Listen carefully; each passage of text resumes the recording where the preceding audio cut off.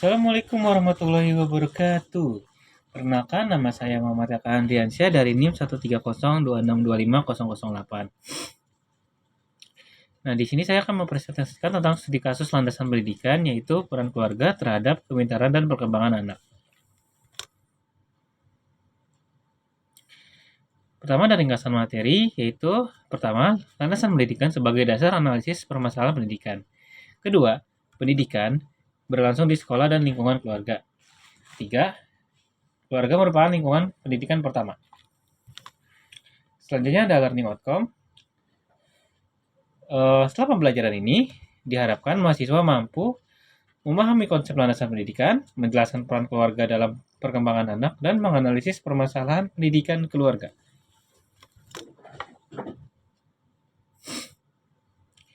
Nah, di sini ada link video YouTube, yaitu tentang membahas pengaruh pola asuh keluarga serta memberikan gambaran nyata perkembangan kecerdasan anak.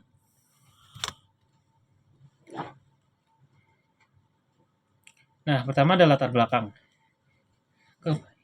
Pertama, kepintaran anak tidak hanya diukur dari prestasi akademik. Kepintaran anak tidak dapat dinilai semata-mata dari nilai rapot atau hasil ujian di sekolah.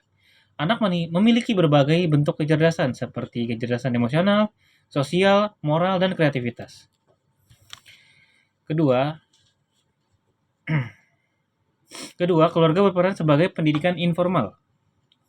Keluarga merupakan lingkungan pendidikan pertama yang dikenal oleh anak sebelum memasuki pendidikan formal di sekolah.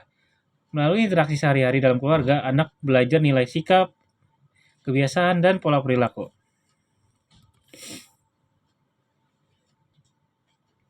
Ketiga, pola asuh dan lingkungan keluarga mempengaruhi perkembangan anak. Pola asuh yang diterapkan oleh orang tua, baik otoriter, permisif, maupun demokratis, memiliki pengaruh langsung terhadap perkembangan kecerdasan dan kepribadian anak. Lingkungan keluarga yang hangat dan suportif dapat mendorong anak untuk berkembang secara optimal. Sebaliknya, lingkungan keluarga yang kurang harmonis dapat menghambat perkembangan intelektual anak.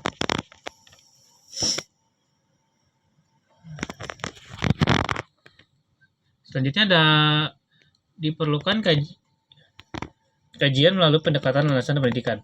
Permasalahan pendidikan dalam keluarga perlu dianalisis secara mendalam melalui pendekatan landasan pendidikan yang meliputi aspek filosofis, psikologis, sosiologis, historis, dan yuridis.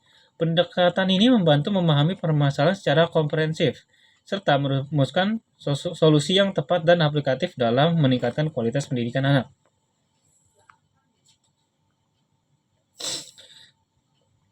Selanjutnya ada teori pendukung. Nah, pertama ada landasan filosofis. Secara filosofis, pendidikan dipahami sebagai proses memanusiakan manusia, yaitu membentuk individu agar berkembang secara utuh, baik intelektual, moral, maupun sosial. Proses ini tidak dimulai dari sekolah, melainkan sejak anak berada dalam lingkungan keluarga, melalui pembiasaan nilai, sikap, dan perilaku yang ditanamkan oleh orang tua. Lingkungan rumah yang mendukung literasi dan interaksi verbal yang intens orang tua dan anak menjadi indikator utama perkembangan kognitif dan keberhasilan akademik jangka panjang.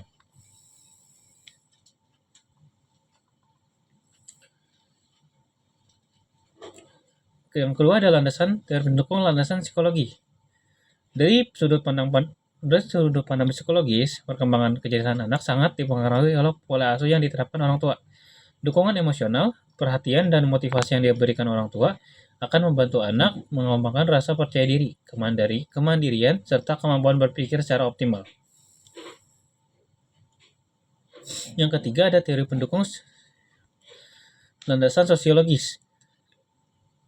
Secara sosiologis, keluarga merupakan unit sosial terkecil yang memiliki pengaruh besar terhadap pembentukan kepribadian anak. Interaksi dalam keluarga membentuk cara anak bersosialisasi, berkomunikasi, serta menyesuaikan diri dengan lingkungan masyarakat. Sosialisasi primer dalam keluarga merupakan fase krusial di mana anak membentuk konsep diri dalam belajar memahami peran sosial yang diharapkan oleh masyarakat. Yang keempat, ada teori pendukung landasan historis. Secara historis, keluarga telah lama berperan sebagai pusat pendidikan sebelum munculnya lembaga pendidikan formal. Yang kelima, ada teori pendukung yuridis. Secara yuridis, peran keluarga dalam pendidikan ditegaskan dalam Undang-Undang Republik Indonesia Nomor 20 Tahun 2003 tentang Sistem Pendidikan Nasional. Undang-undang tersebut menyatakan bahwa pendidikan merupakan tanggung jawab bersama antara keluarga, sekolah, dan masyarakat.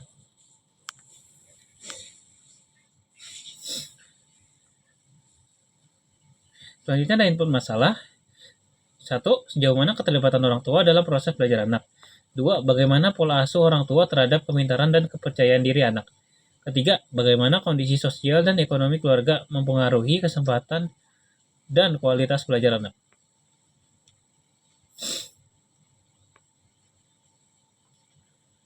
Yang pertama ada peningkatan keterlibatan proses penyelesaian. Yang pertama ada peningkatan keterlibatan orang tua. Peningkatan keterlibatan orang tua merupakan langkah penting dalam menyelesaikan masalah pendidikan anak. Orang tua tidak hanya berperan sebagai penyedia kebutuhan materi, tapi juga sebagai pendidik utama yang mendampingi proses belajar anak di rumah.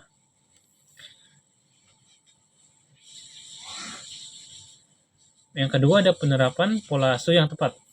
Penerapan pola asuh yang tepat harus disesuaikan dengan tahap perkembangan anak. Pola asuh yang terlalu otoriter dapat menghambat kreativitas anak, sedangkan pola asuh yang terlalu permisif dapat membuat anak kurang disiplin. Yang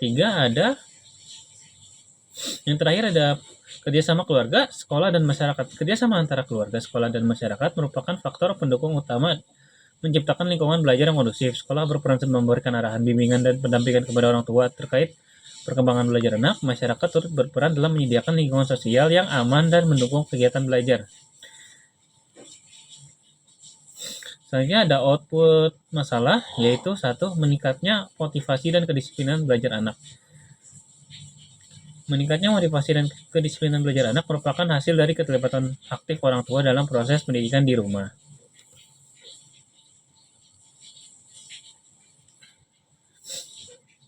Yang kedua, berkembangnya kepercayaan diri dan kemandirian anak.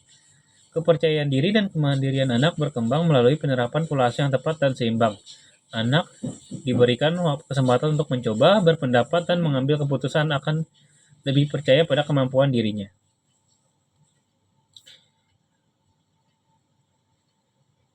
Yang ketiga ada terciptanya lingkungan belajar yang kondusif. Ini adalah feedback pertama, sebaiknya orang tua meningkatkan keterlibatan dalam proses pembelajaran anak.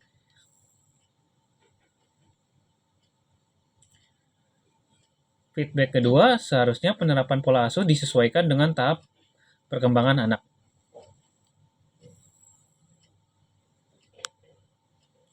Feedback ketiga, lingkungan keluarga yang kondusif merupakan faktor pendukung utama dalam keberhasilan proses belajar anak.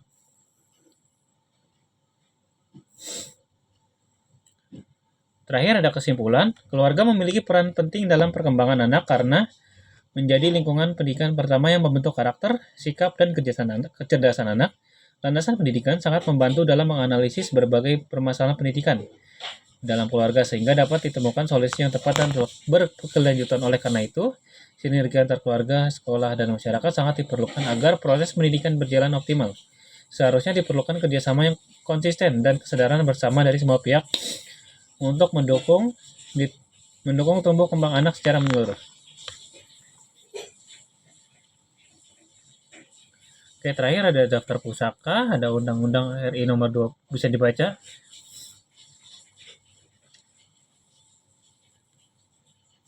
Oke, terima kasih. Sekian dari saya, kurang lebihnya mohon maaf. Wassalamualaikum warahmatullahi wabarakatuh.